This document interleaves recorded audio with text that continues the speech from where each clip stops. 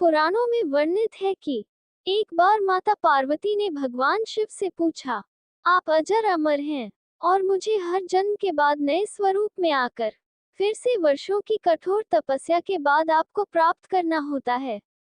मेरी इतनी कठोर परीक्षा क्यों? और आपके कंठ में पड़ी यह नरमुंड माला तथा आपके अमर होने का रहस्य क्या है? भगवान शिव ने माता पार्वती से एकांत और गुप्त स्थान पर अमर कथा सुनने को कहा, जिससे कि अमर कथा कोई अन्य जीव न सुन पाए, क्योंकि जो कोई भी इस अमर कथा को सुन लेता है वह अमर हो जाता। पुराणों के मुताबिक शिव ने पार्वती को इसी परम पावन अमरनाथ की गुफा में अपनी साधना की अमर कथा सुनाई थी, जिसे हम अमृतत्व कहते हैं। कहते हैं भगवान भोलेनाथ ने अपनी सवारी नंदी को पहलगाम पर छोड़ दिया, जटाओं से चंद्रमा को चंदनवाड़ी में अलग कर दिया और गंगा जी को पंचतरणी में तथा कंठाभूषण सर्पों को शेषनाग पर छोड़ दिया। इस प्रकार इस पड़ाव का नाम शेषनाग पड़ा। अगला पड़ाव गणेश पड़ता है। इस स्थान पर बाबा ने अपने पुत्र गणेश को भी छोड़ दिया था, जिसको महागुना का पर्वत भी कहा जाता है। पिस्सू घाटी में पिस्सू नामक कीड़े को भी त्याग दिया। इस प्रकार महादेव ने जीवनदायिनी पांचों तत्वों को भी अपने से अलग कर दिया।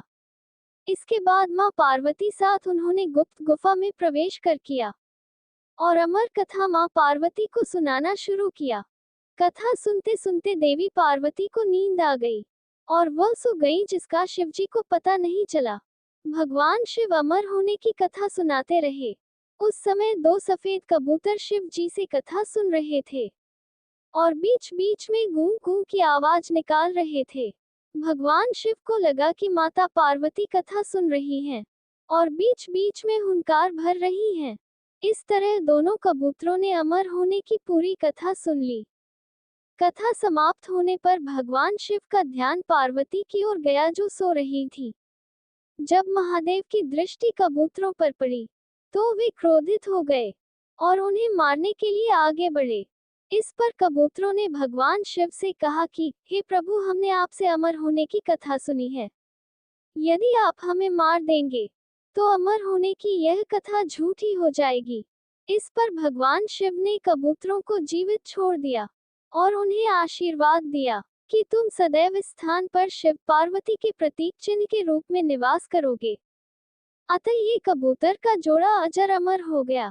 ऐसा कहते हैं आज भी इन दोनों कबूतरों का दर्शन भक्तों को यहाँ प्राप्त होते हैं और इस तरह से यह गुफा अमर कथा की साक्षी हो गई और इसका नाम अमरनाथ गुफा के नाम से प्रसिद्ध हो गया।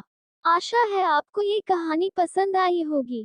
ऐसी ही और कहानी सुनने के लिए चैनल से जुड़कर रहे और कमेंट में हर हर महादेव अवश्य लिखें। धन्यवाद।